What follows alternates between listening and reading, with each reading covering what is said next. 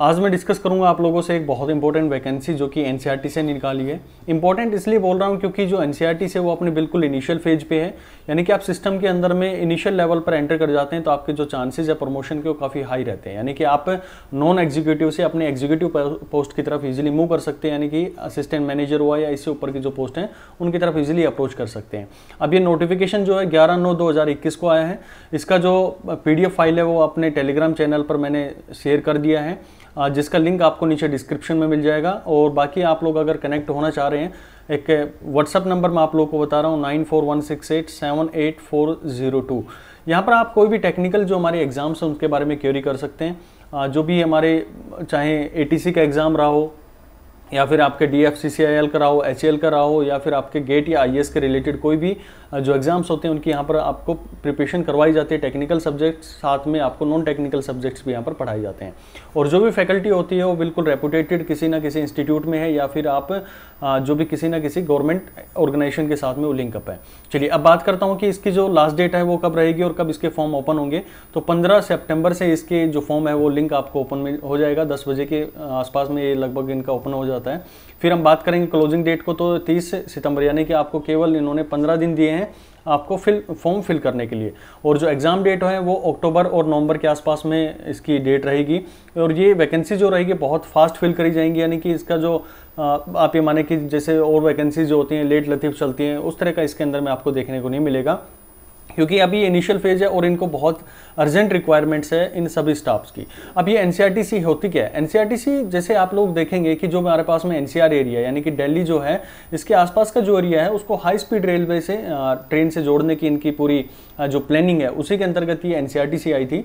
और NCRTC के लिए अभी 3 लाइनें जो इन्होंने फेज रखा हुआ है उसमें दिल्ली, गाजियाबाद और मेरठ एक लाइन ये बनेगी, दूसरी आपकी दिल्ली, गुड़गांव और ये अलवर होते हुए यानी कि राजस्थान को कनेक्ट करेगी, और साथ में एक दिल्ली से पानीपत यानी कि हरियाणा की तरफ में एक लाइन जा रही है। तो आप ये माने कि दिल्ली है और दिल्ली से एक आप मेरठ की तरफ जा रही है, एक आपकी अलवर की तरफ जा रही है और एक पानीपत की तरफ में जा रही है।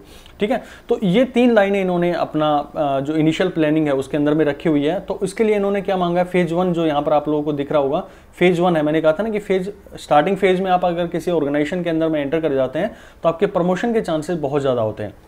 अब देखो, अब बहुत सारे लोग ये थे कि इन्होंने बोला कि कॉन्ट्रैक्ट बेसिस के ऊपर में हम यहाँ पर ले रहे हैं। बिल्कुल भाई, कॉन्ट्रैक्ट बेसिस के ऊपर में आजकल आप देखेंगे कि मैक्सिमम जो ट्रांसपोर्ट सिस्टम है वो आपको इनिशियल लेवल पर कॉन्ट्रैक्ट बेस पर ही लेता है। बाद में आपकी जो वर्किंग रिपोर्ट्स होती हैं या फिर आपका जो एनुअल असेसमेंट होता है उसके बेसिस के ऊपर में 2 साल का इनका कॉन्ट्रैक्ट होता है इनिशियल लेवल पर। फिर आपको क्या कर लिया जाता है, एब्जॉर्ब कर लिया जाता है सिस्टम के अंदर में। और ये कॉन्ट्रैक्ट आप ये मान के चलो कि इनिशियली ये इसलिए रखते हैं कि अगर आपका जो रिकॉर्ड है वो खराब रहे तो आपको इजीली वहां से ये हटा सकें। लेकिन मैक्सिमम केसेस के अंदर में आप देखेंगे 99% आप लोग देखेंगे कि इनको एब्जॉर्ब कर लिया जाता है। आप एक परमानेंट टाइप की जॉब्स भी मान सकते हैं। अब ये वैकेंसीज आई किसके लिए, तो ये वैकेंसी जो है आप लोग जो भी ये माने कि पॉलिटेक्निकल से अपना डिप्लोमा लिया है या फिर कहीं पर भी आपको 3 ईयर डिप्लोमा है किसके अंदर में, मैकेनिकल इंजीनियरिंग के अंदर में या फिर इलेक्ट्रिकल इंजीनियरिंग, इलेक्ट्रॉनिक्स या फिर सिविल इंजीनियरिंग के अंदर में, तो वो यहाँ पर अप्लाई कर सकते हैं। अब ये मेंटेनेंस एसोसिएट होते हैं, इनकी 2 पोस्ट आई है केवल। ये जो आप ये माने कि अनरिजर्व्ड है यानी जनरल कैटेगरी के लिए हैं। और इलेक्ट्रिकल के अंदर में आप लोग देखेंगे 36 पोस्ट आई है। और यहाँ पर एज लिमिट आप लोग देखेंगे मैक्सिमम एज लिमिट जो है 28 है। हालांकि जो भी हमारे पास में अदर रिजर्वेशन है एज रिलैक्सेशन को लेकर, जो OBC, SC, ST के लिए अलग अलग बनाए गए हैं गवर्नमेंट ऑफ इंडिया के थ्रू, वो सारे यहाँ पर एप्लीकेबल होंगे। और यहाँ पर आप देखेंगे मेंटेनेंस एसोसिएट जो भी इलेक्ट्रॉनिक्स हैं उनके लिए 22 पोस्ट हैं। आप इस नोटिफिकेशन को टेलीग्राम जो चैनल है उससे भी डाउनलोड कर सकते हैं, जिसका लिंक भी आप लोगों को फोटोनिक्स के नाम से जो है वो नीचे मिल जाएगा। वहां पर आप इस नोटिफिकेशन को अच्छे से रीड आउट कर सकते हैं। अभी मैं बात करूंगा कि कौन कौन इनके लिए और अच्छे से मतलब क्या क्या इसके अंदर में क्राइटेरिया हैं। और काफ़ी लोगों के आपके जो डाउट्स आ रहे थे कि हमने तो 3 ईयर डिप्लोमा नहीं कर रखा, हमने BTech कर रखी है या फिर हमने मास्टर्स कर रखे, क्या हम एप्लीकेबल हैं या नहीं है। चलिए उसके बारे में देख लेते हैं। तो प्रोग्रामिंग एसोसिएट देख सकते हैं, टेक्नीशियन बेसिकली ये पोस्ट आप लोग ध्यान देंगे।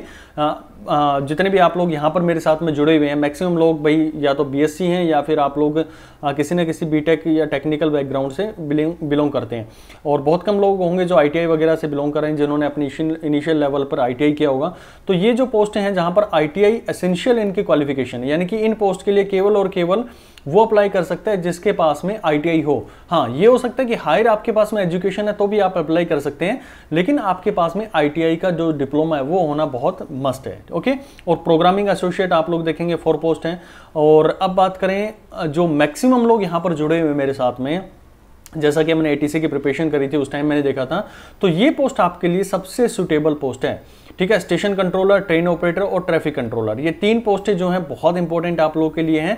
और यहाँ पर मैं इसलिए इंपॉर्टेंट बोल रहा हूँ कि यहाँ से प्रमोशन के चांसेस आपके ज़्यादा होते हैं, क्योंकि आप लोग देखेंगे स्टेशन कंट्रोलर का मतलब होता है कि जो हमारे पास में स्टेशन को मेंटेन करके रखा हुआ है, और ट्रेन ऑपरेटर जो आपका ट्रेन को ऑपरेट कर रहा है, यानी कि आप लोगों ने देखा होगा मेट्रो के अंदर में जो आगे बैठा होता है बंदा, वो मेट्रो को जो ऑपरेट कर रहा है, यानी कि कोई टेक्निकल फॉल्ट आ रहा है या फिर कोई भी रिक्वायरमेंट है वो उसको ऑपरेट कर रहा होता है। ट्रैफिक कंट्रोलर जो हमारे पास में इस पूरे, अगर मान लो जैसे ट्रेन चल रही है तो किसको कहां पर रोकना है या फिर इन सब चीजों से रिलेटेड, जैसे ट्रैफिक पुलिस होती है तो यहां पर ट्रैफिक कंट्रोलर होता है जो इस पूरे को मैनेज करता है। तो यहां पर आप लोग देखेंगे 67 पोस्ट है, 30 हमारे पास में अनरिजर्व्ड है, 18 हमारे पास में OBC, 9 हमारे पास में SC और 4 ST कैटेगरी से आई है, और जो इकोनॉमिकली वीक सेक्शन है वहां से आपको 6 पोस्ट देखने को मिलती है।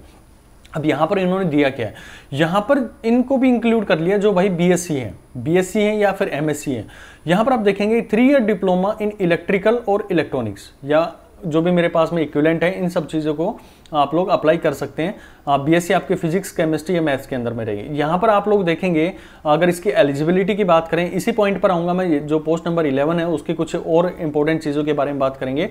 All eligibility criteria, experience, other condition must be fulfilled on, जो मेरे पास में 11/9/2021 है, यहाँ पर वो सारी जो क्वालिफिकेशंस हैं या फिर एज क्राइटेरिया है, इस डेट को इन्होंने बिल्कुल बेस माना है, यहाँ से आपकी सारी कैलकुलेशंस करी जाएंगी। अब ये कहा है कि भाई जो मेरे पास में 1 to 5 और पोस्ट नंबर 11, यानी कि पोस्ट नंबर 11 ये हो गई, और 1 to 5 वाली पोस्ट कौन सी हो गई है, 1 to 5 वाली मेरे पास में पोस्ट ये है, यानी कि आप 1 से और ये जाएंगे जो मेंटेनेंस एसोसिएट है यानी कि MA है वो, और ये मेरे पास में प्रोग्राम एसोसिएट है जो कि आप IT से या BC हैं या BSc ये लोग अप्लाई कर सकते हैं, उनके लिए पोस्ट आई हुई है। तो इन्होंने कहा है कि अगर मान लो आपके पास में 3 ईयर डिप्लोमा नहीं है, 3 ईयर डिप्लोमा नहीं है, लेकिन आपके पास में हायर क्वालिफिकेशन है, होल्डिंग हायर क्वालिफिकेशन, ये देखो यहाँ पर holding higher qualification in similar discipline में आल्सो अप्लाई, वो यहाँ पर अप्लाई कर सकते हैं। ओके, यानी कि जो भी BTech हैं वो सारे भाई अप्लाई कर सकते हैं, जो BSc हैं वो भी यहाँ पर अप्लाई कर सकते हैं। तो ये बहुत गोल्डन अपॉर्चुनिटी है भाई, अगर आप प्रिपरेशन करेंगे। पेपर के बारे में बात करूंगा, पेपर का क्या प्रोसीजर होता है, किस तरह से उसके सेक्शंस होते हैं, कैसे उसको क्वालिफाई करना होता है, उन सब को लेकर हम बात करेंगे। फिर कहा कि पोस्ट नंबर 6 to 10 जो है, जो कैंडिडेट है उसके पास में ITI क्वालिफिकेशन मस्ट है, अगर ये नहीं है तो वो अप्लाई नहीं कर सकता। तो जहां तक मैं मानता हूं आप लोग जितने भी मेरे साथ में जुड़े हुए हैं उनके पास में ITI तो नहीं होगी, लेकिन उनके पास में ग्रेजुएशन या कोई और डिप्लोमा होगा, तो भाई वो पोस्ट नंबर 11 और 1 to 5 तक अपने अकॉर्डिंगली जो भी ब्रांच है उसके थ्रू भर सकते हैं। अब देखो यहाँ पर इन्होंने एज रिलैक्सेशन जो हमने बात करी SC ST का 5 ईयर्स है, और 3 ईयर जो हमारे पास में OBC के लिए होता है, जनरल के लिए कोई भी हमारे पास में रिजर्वेशन नहीं होता है भाई। ओके, अच्छा, अब देखो इसके अंदर में सिलेक्शन प्रोसीजर की बात करते हैं। तो सिलेक्शन प्रोसीजर जो हमारे पास में post number 1 serial number 1 to 10 होता है, उसके अंदर में बेसिकली एक CBT होगा, CBT यानी कि कंप्यूटर बेस्ड टेस्ट होगा, जिसके अंदर में आपके 4 सेक्शन वो रहेंगे, एप्टीट्यूड रहेगा, रीजनिंग रहेगी, तीसरा मेरे पास में GS रहेगा, और 4th हमारे पास में क्या रहेगा इसके अंदर में, इंग्लिश हो गई है। तो इंग्लिश, ये 3 सेक्शन मेरे पास में होते हैं। इंग्लिश का जो होता है इसके अंदर में बहुत इंपॉर्टेंट रोल रहता है, ये दोनों मिलकर, यानी कि कुछ क्राइटेरिया इसका होता है 60% हमारे पास में इन सब्जेक्ट्स का होता है, और आप ये मानो कि 40% क्राइटेरिया आपका केवल जर्नल इंग्लिश जो होती है वो क्राइटेरिया यहाँ पर गेन करके रखती है। तो दोनों को कंबाइंड करके एक मेरिट बनती है, उसके बाद में आपका सिलेक्शन होता है। फिर उन्होंने कहा कि मेडिकल फिटनेस टेस्ट होता है, जो कि हमारे पास में इंडियन रेलवे मेडिकल मैनुअल्स के थ्रू चलता है, तो जिसके अंदर में A1 A2 ये इस तरह के हमारे पास में जो स्टैंडर्ड्स होते हैं वो सारे यूज करे जाते हैं। वो डिपेंड करता है कौन सी पोस्ट के लिए कौन सा यहाँ पर दिया गया है। उसके बारे में हम देखेंगे मेडिकल स्टैंडर्ड जो हमारे NCRTC होगी, उसके मेडिकल जो कॉलम होगा वहाँ पर आप जाकर देख सकते हैं कि कौन सी पोस्ट के लिए कौन सा मेडिकल जो है वो आपको रखना पड़ेगा। ओके, नेक्स्ट हम देखें पोस्ट नंबर 11 जो हमने देखी थी कि स्टेशन कंट्रोलर या ट्रेन ऑपरेटर को लेकर, तो उसके अंदर में CBT टेस्ट होता है पहला। तो अगर आप इसको क्लियर कर जाते हैं, उसके अंदर में भी यही हमारे 4 सेक्शंस होते हैं, जो हमारे पास में एप्टीट्यूड हो गया, रीजनिंग हो गया, GS हो गया और इंग्लिश हो गया। अब ये टेस्ट होने के बाद में अगर यहाँ पर आप क्वालिफाई कर जाते हैं तो साइकोमेट्रिक टेस्ट होता है, यानी कि साइको टेस्ट हम इसको बोलते हैं। तो साइको टेस्ट में होता क्या है ये आपका कम से कम 4 से 5 इसके अंदर में टेस्ट होते हैं, और वो बैक टू बैक टेस्ट होते हैं। आपको 5 से 7 मिनट जो हर टेस्ट के लिए दी जाती है। तो उसमें होता क्या है, आपको एक पेज दे दिया जाता है, यानी कि एक बुकलेट दे दी जाती है, कुछ उसके अंदर में यहाँ पर इमेजेस दे दी जाती हैं, उनके आगे कुछ नंबर लिख दिया। मान लो मैंने दे दिया यहाँ पर एक बॉल दे दिया, बॉल को मैंने नंबर दे दिया 1, यहाँ पर मान लो मैंने एक जो एरो दे दिया उसको नंबर मैंने दे दिया 2, यहाँ पर मान लो मैंने कोई भी, अब मानो कि एक बस दे दी है, बस को मैंने नंबर दे दिया 22। अब ये आपको मौका दिया जाता है कि आप इनको चीज़ों को पढ़ें। आपको 2 या 3 मिनट जितने भी एज पर जो इंडियन रेलवे में जो हमारे पास में मैनुअल्स होते हैं उनके थ्रू दिया जाता है।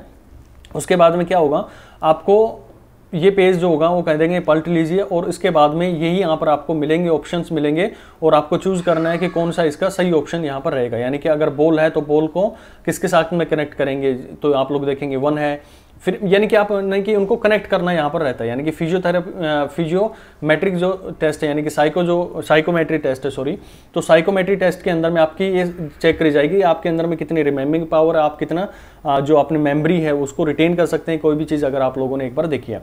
और मेडिकल जो फिटनेस टेस्ट है वो भी हमारे पास में IR जो मैनुअल है, यानी कि जो हमारे पास में इंडियन रेलवे का मेडिकल मैनुअल है उसके अकॉर्डिंगली यहाँ पर चेक करी जाती है। तो ये अगर आप CBT कर लेते हैं तो जो हमारे पास में साइको टेस्ट है इसको भी हम यहाँ पर कवर करवाएंगे अपने चैनल के ऊपर में।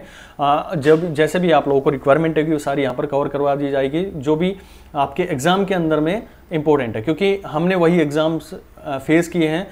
We are also working in the जो हमारे पास में मेट्रो रेल्स हैं उसके अंदर में हम काम कर रहे हैं, तो हमें उसके बारे में ज़्यादा थोड़ा सा डेप्थ में पता है कि चीज़ें कैसे आप लोगों को समझानी है और कहाँ से क्या क्या चीज़ें आप लोगों को पूछी जा सकती हैं। ठीक है, मेडिकल फिटनेस भी आप लोग उसके अंदर में जो भी रहेगी वो सब रिकमेंडेशंस हैं वो आप मैनुअल्स के थ्रू उसके अंदर में देख सकते हैं। चलिए बात करता हूँ कि भाई ये COT बॉन्ड क्या है। COT बॉन्ड होता है कि भाई कहीं पर भी जाते हैं तो आप किसी भी प्राइवेट ऑर्गेनाइजेशन के अंदर में भी जाते हैं तो पहले आप लोगों से बॉन्ड भरवाते हैं कि भाई आप इससे पहले बॉन्ड अपना तोड़ के जाएंगे तो हम इतना पैसा आप लोगों का रख लेंगे। अब इसके अंदर में एक बॉन्ड में क्या होता है कि आपसे कैंसिल चेक जो भी चेक है वो एक ले लिया जाता है, ब्लैंक चेक जो उसके अंदर में अमाउंट भर दी जाती है विदाउट डेट का जो होता है। तो उसके अंदर में 1.5 लाख का अगर आप 1, 5 और 11 के लिए भर रहे हैं और 6 से 10 के लिए भर रहे हैं तो 1 लाख आपसे पैसे नहीं लिए जाएंगे, बॉन्ड भर लिया जाएगा, यानी कि एक आपसे चेक ले लिया जाएगा या फिर कोई एफिडेविट ले लिया जाएगा, वो सारी चीज़ इसके अंदर में कर ली जाएंगी। और अगर आप उससे पहले 2 साल से पहले ऑर्गेनाइजेशन को छोड़ कर जाते हैं, मिनिमम पीरियड आपको सर्व करना पड़ेगा 2 साल को। अगर आप उससे पहले छोड़ के जा रहे हैं तो इतना पैसा आपको उस ऑर्गेनाइजेशन को दे के जाना पड़ेगा, यानी कि आपसे चेक से वसूल करें या जब भी उनका मेथड होगा वो अपने वहाँ से आपका पैसा ले सकते हैं। चलिए अब बात करें कि कितना पैसा देगी। भाई मेन तो यही होता है ना कि हम काम करें तो हमें पैसा कितना मिलता है, या हर किसी की चॉइस होती है यार सैलरी कितनी होगी।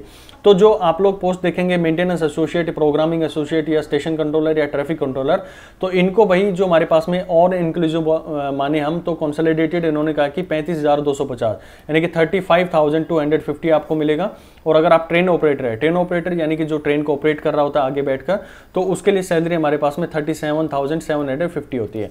अब ये जो होती हैं ये पोस्टें जो होती हैं आप किसी भी मेट्रो के अंदर में जाएंगे तो वहां पर ये आपको मिलेंगी। यानी कि आप ये मान के चल सकते हैं कि अगर आप इस ऑर्गेनाइजेशन में एक बार एंटर कर सकते हैं तो आपके आसपास में कोई भी मेट्रो है, जैसे मैं बात करूं बेंगलुरु मेट्रो हो गए हमारे पास में, या फिर आप जो लखनऊ मेट्रो हो गई है, नोएडा मेट्रो हो गई है, दिल्ली मेट्रो हो गई है, जयपुर मेट्रो हो गई है, जितनी भी मेट्रो लाइन्स ओपन होंगी पूरे इंडिया के अंदर में आप वहां पर जाकर अप्लाई कर सकते हैं इस एक्सपीरियंस के बेस के थ्रू। और जो टेक्नीशियन है भाई उनको 23,850 यहाँ पर दिए जाएंगे, और ट्रेनिंग जो होगी एज पर शेड्यूल जो भी रहेगा वो आप लोग को बता दिया जाएगा। हाँ, अब बात करें कि कौन इसको अप्लाई कर सकते हैं, तो OBC जो है, EWS, एक्स सर्विसमैन, वो सारे अप्लाई कर सकते हैं। उनकी फीस रहेगी 500, और जो SC ST कैटेगरी से हैं उनके लिए भाई कोई भी फीस नहीं है, उनको कोई भी फीस यहाँ पर पे नहीं करनी है, तो आप बिना फीस के भी अपने एप्लीकेशंस को भर सकते हैं। ठीक है, चलिए अब बात करता हूँ इसके अंदर में मैं कि जो लिंक होगा वो भाई 15/9/2021 से आपको ओपन हो जाएगा। और उन्होंने कहा है कि भाई जो आपको फीस भरनी है वो कम से कम 2 दिन पहले आप इसको फिलअप कर लें,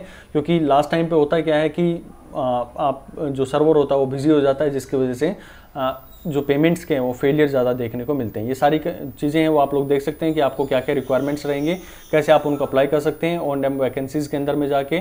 और ये ncrtc.in के ऊपर में आप लिंक जो आपको है उसके ऊपर में क्लिक करके ये सारी इन्फॉर्मेशन आपको मिल जाएगी। ठीक है, चलिए अब कुछ इंपॉर्टेंट इंस्ट्रक्शंस है वो आप लोगों से बात कर लेता हूँ मैं। एक इंपॉर्टेंट इंस्ट्रक्शन यहाँ पर आप लोग देखेंगे, बिल्कुल यहाँ पर देखेंगे इसके अंदर में एक इन्फॉर्मेशन है कि जो अगर कोई भी डिस्प्यूट होता है तो आप लोग जो दिल्ली है वही कोर्ट है वहाँ पर ही इसको इसके लिए आप लोग अप्लाई कर सकते हैं कि भाई कोई भी आपको अगर लगता है कि भाई इसके अंदर में कुछ हेर फेर हुई है या फिर फेयर नहीं हुई है आपकी जो भी रिक्रूटमेंट है, तो आप लोग दिल्ली के कोर्ट के अंदर में इसको अप्लाई कर सकते हैं, वही इसको मानकर चलेगा ये। चलिए भाई, और तो इसके अंदर में कुछ ऐसा है नहीं। हाँ, यहाँ पर आप लोगों के लिए एक और बढ़िया चीज़ है इसके अंदर में। बिल्कुल देखिए, जो मैकेनिकल में है, मैकेनिकल ब्रांच से कौन कौन कोर्सेज क्या क्या है उसके अंदर में, ये सारे उन्होंने कहा कि भाई हम इनको एप्लीकेबल मानते हैं कि जो भी अगर आप लोग मैकेनिकल की जो वैकेंसीज हैं उनके लिए अप्लाई कर रहे हैं तो आप इनमें से किसी में होने चाहिए। इलेक्ट्रिकल के लिए केवल उन्होंने माना है कि जो इलेक्ट्रिकल इंजीनियरिंग और इलेक्ट्रिकल एंड इलेक्ट्रॉनिक्स इंजीनियरिंग वाले अप्लाई कर सकते हैं। और इलेक्ट्रॉनिक्स के लिए वो सारे यहाँ पर आप लोग देख सकते हैं, अगर आप किसी भी इस ब्रांच में हैं तो आप यहाँ पर इलेक्ट्रॉनिक्स के अंदर में देखो कंप्यूटर साइंस और इन्फॉर्मेशन टेक्नोलॉजी को भी यहाँ पर जोड़ दिया है। तो ये भी बढ़िया चीज़ है कि CS और IT वालों के लिए भी यहाँ पर टेक्निकल जॉब्स को देखने को मिलेगा। तो सिविल इंजीनियरिंग के लिए इन्होंने खाली सिविल इंजीनियरिंग डाला है, तो भाई आप लोग ये अपना भर सकते हैं और अपना जो भी है जिस भी पोस्ट के लिए आप एलिजिबल हैं वो यहाँ पर आप भरेंगे और अच्छे से इसके प्रिपरेशन करेंगे। प्रिपरेशन के लिए मैंने बता दिया है कि आप लोग ज़्यादा से ज़्यादा मेरे को या तो टेलीग्राम चैनल पर या फिर मेरे को व्हाट्सअप नंबर पर जो है वो मेरे को मैसेज करेंगे। अगर आपको ये इस पेपर की पूरी प्रिपरेशन करनी है, जो आप साइको टेस्ट होगा उसकी प्रिपरेशन करनी है। साइको टेस्ट तो हमारे पास में CBT के बाद में होता है, तो ये हमारे पास में टेस्ट जो होता है वो 7 डेज़ की ही प्रिपरेशन मस्ट, वो ये माने कि आप पे मोर देन इनफ होती है। तो 7 दिन भी हमें तैयारी करवाएंगे तो आपका साइको टेस्ट ईजिली क्लियर हो जाएगा। इतनी ही हमें करनी होती है जो हमारे पास में रेलवे या फिर मेट्रो के एग्जाम्स के लिए। और आप अगर चाहते हैं कि पेपर 1 यानी कि जो हमारे पास में CBT टेस्ट है उसकी प्रिपरेशन करवाई जाए तो ज़्यादा से ज़्यादा लोग आप लोग मेरे को टेलीग्राम में व्हाट्सअप करें। नंबर आप लोगों को फिर मैं बता रहा हूँ 9416878402। यहाँ पर आप लोगों को हम मैसेज डालेंगे, आपको प्रॉपर इन्फॉर्मेशन दे दी जाएगी कोर्स की क्या डिटेल्स रहेंगे और कैसे हम इसको कवर अप करेंगे, कौन कौन से सब्जेक्ट्स हमारे एंड से कवर करवाए जाएंगे। ओके, चलिए आप लोग इस फॉर्म को 15 सितंबर को जो है लिंक ओपन होते ही अपना फॉर्म फिल कर दें जो भी अपनी इस पोस्ट के लिए एलिजिबल है। और इस वर्ड से बिल्कुल मत घबराना है कि यार कॉन्ट्रैक्ट दे रखा है, कॉन्ट्रैक्ट बेसिस है तो क्या होगा। कॉन्ट्रैक्ट से कुछ मतलब नहीं है। कॉन्ट्रैक्ट का सिर्फ इसलिए होता है कि आप भाई टाइमली 2 साल से पहले एटलीस्ट ना छोड़े, 2 साल के बाद में आपके वर्किंग रिपोर्ट्स के थ्रू आपको एब्जॉर्ब कर लिया जाता है, आपका परमानेंट जॉब यहाँ पर मिल जाती है। ठीक है, और ये पोस्ट जो है बहुत ही इंपॉर्टेंट है क्योंकि बेसिक लेवल पर आप स्टार्ट करेंगे तो आपके ऑर्गेनाइजेशन के अंदर में शुरुआत में अगर ऑर्गेनाइजेशन में घुसेंगे तो आप लोग देखेंगे कि आपके प्रमोशन के चांसेस जो होते हैं बहुत ज़्यादा होते चले जाते हैं। ठीक है, तो आप ज़रूर कमेंट बॉक्स के अंदर में जो भी आपकी क्वेरी हो वो पूछ सकते हैं या फिर मेरे को व्हाट्सअप नंबर या टेलीग्राम नंबर पर भी मेरे को मैसेज कर सकते हैं। चलिए मिलते हैं फिर जो प्रिपरेशन होगी उसके अंदर में आपके जैसे भी हमारे पास में जो मैसेज आएंगे उसके बेसिस पे हम अपनी जो तैयारी होगी या फिर जो हमारा कोर्स होगा उसको हम यहाँ पर लॉन्च कर देंगे। ठीक है, चलिए thank you so much for watching. मिलते हैं फिर नेक्स्ट किसी नई वीडियो के साथ में जिसमें और वैकेंसीज के बारे में बात करेंगे या फिर हमारे पास में कोर्सेज को लेकर बात करेंगे। Thank you.